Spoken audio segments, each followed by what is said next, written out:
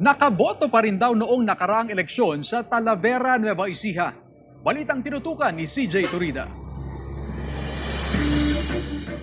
Ilang botante raw sa Talavera, Nueva Ecija na namayapa na ang umano'y nakaboto pa rin sa nakaraang eleksyon.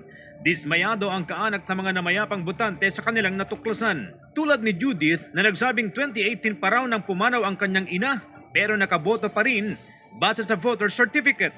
Pero iba po pala yung pakiramdam. Pag nakita mo na nagamit pala yung taong patay ng nananhingi.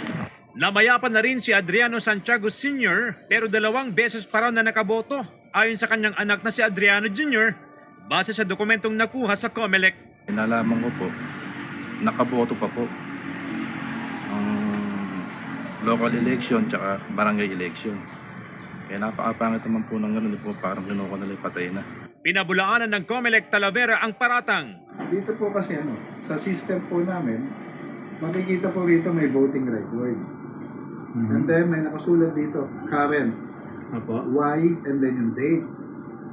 And then meron din po rito, previous, Y, at saka yung date. Which is, hindi naman po yan ang basihan na nakaboto yung isang tao. Aminado si Ramiscal na may mga botanteng namayapa na nakabilang pa rin sa master list na nasa database at maaalis lamang daw ang mga pangalan kung may listahan o death certificate mula sa Local Civil Registrar o LCR ng Talavera. Maaari din umanong maalis ang pangalan ng mga yumao kung may mga kaanak na magtutungo sa kanilang tanggapan, dala ang death certificate ng kaanak.